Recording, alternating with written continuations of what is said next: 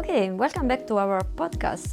In this second episode of our Ping-Pong Diplomacy, we are having a diplomatic match between Italy and France, and we are going to talk about propaganda, like what it is, how it works, and why it still matters today. So we are exploring both sides, like the positive and negative propaganda, and we will see how it connects with social media, AI, and the way we think.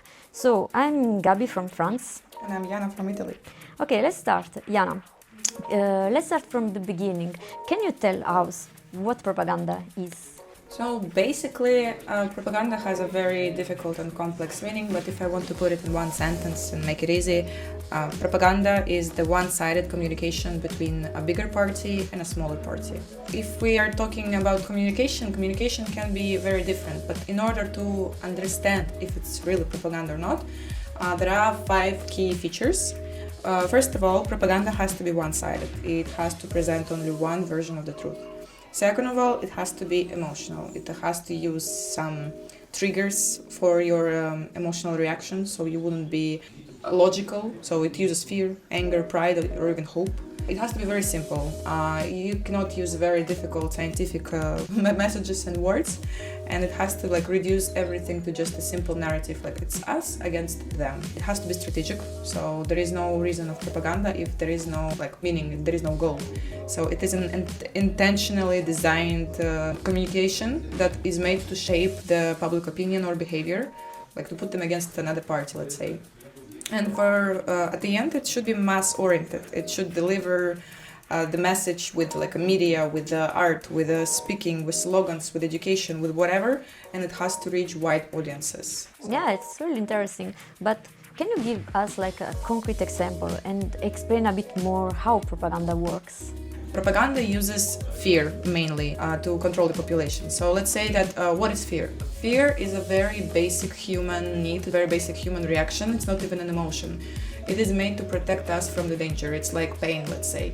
So fear signals our brain that something is off, so we will avoid danger and save ourselves. But it doesn't need to be visual in front of us, the danger. And there are 2 pathways how fear goes to your brain. The low road, which is fast, unconscious. It's a quick, automatic form, which is just comes to your brain and you don't even analyze it. So it's like when you jump from popping a balloon.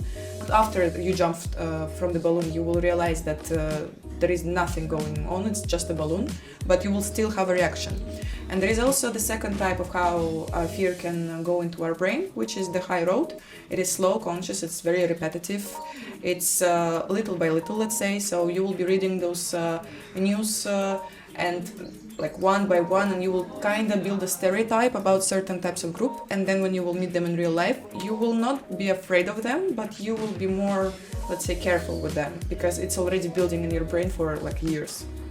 One of the most vivid and important examples in modern history, I would say, is the genocide in Rwanda in 1994, when there were 2 sides in this conflict, and one of those sides were using radio, a homemade, very cheap, very amateur radio station, where they were broadcasting very, let's say, interesting slogans, and they were using very raw and very hurtful language. They were not trying even to hide their disgust to another side of the conflict, and they were basically almost hypnotizing people every day. So people were listening to those messages each day, and at one point they just started believing in those lies. And it became so heated that at one point they just started killing their neighbors, which they were living next to each other for their entire life. And after it all happened, and after 3 months of the non-stop killing, 1 million people died, there was an investigation from the United Nations, and they discovered that the closer the people were living to the radio station, the better the signal was, the better the broadcasting was, the more they were listening to the radio. So there were more killings, actually. By the way, Gabi, you know that propaganda is not always bad. Yeah, I know, exactly. Because propaganda can also be used for good. And a good example of positive propaganda can be a poster showing people from different races and genders that are working together with the slogan "Together we are stronger." This can be a message that encourages inclusion and unity. So Jana, are you telling us like that there are principles that are ruling propaganda? Well, yeah, in the war propaganda, yeah, for sure. Because when I was doing my scientific research on this topic, I realized that one of the most trustable and one of the most important sources was more than 100 years old.